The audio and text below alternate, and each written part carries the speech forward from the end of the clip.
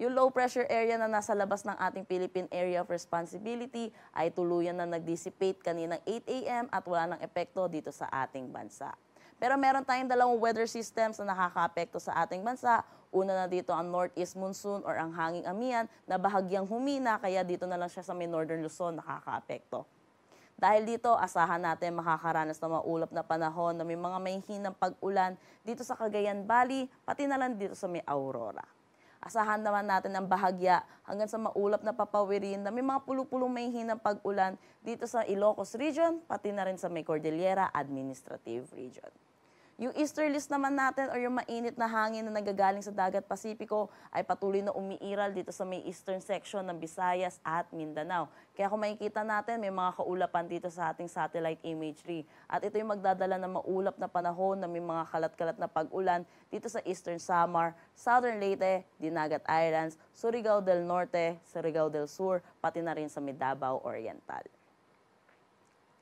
Para naman sa magiging panahon ng ating bansa bukas, asahan natin yung Northern Luzon ay patuloy pa rin umiiral sa kanila ang northeast monsoon or ang hanging amihan.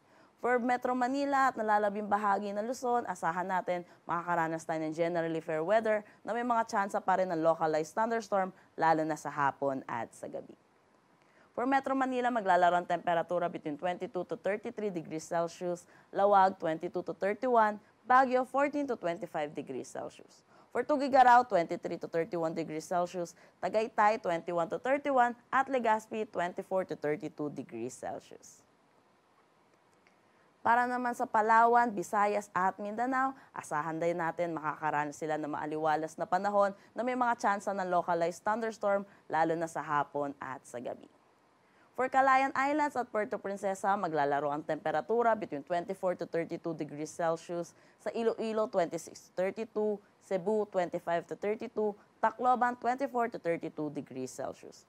For Zamboanga, asahan natin 24 to 33 na agwat ng temperatura, Cagayan de Oro 24 to 31, Davao 24 to 33 degrees Celsius.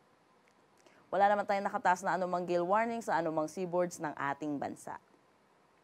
Para naman sa magiging panahon natin sa susunod na 3 araw sa mga piling syudad ng ating bansa, makikita po natin dito sa Metro Manila at Legazpi, makakaranas sila ng maaliwalas throughout the 3 days. Samantala, for Baguio, for Monday, makakaranas sila ng maaliwalas na panahon. Pero by Tuesday at Wednesday, makakaranas na ulit sila ng ihip na itong hanging amihan, kaya makakaranas sila ng bahagya hanggang sa maulap na papawirin na may mga pulupulong mahihinang pag-ulan. For Metro Manila, maglalaro ang temperatura between 23 to 33 degrees Celsius, Baguio 14 to 25 degrees Celsius, Legazpi 24 to 32 degrees Celsius.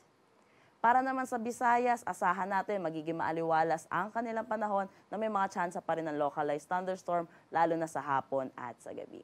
For Metro Cebu, maglalaro ang kanilang temperatura between 26 to 32 degrees Celsius, Iloilo 26 to 32, Tacloban 25 to 32 degrees Celsius.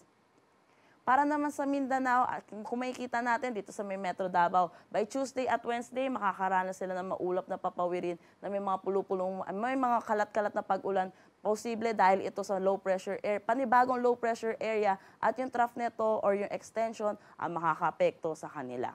Ganon din sa Cagayan na by Wednesday, makakaranas pa din sila ng maulap na panahon. For Zamboanga City, asahan natin throughout the 3 days ay makakaranas sila ng maaliwalas na panahon. For Metro Davao, maglalaro ang temperatura between 24 to 33 degrees Celsius, Cagayan de Oro 24 to 32, Zamboanga 25 to 33 degrees Celsius. Ang sunset mamaya ay 5:56 p.m. at ang sunrise bukas ay 6:24 a.m.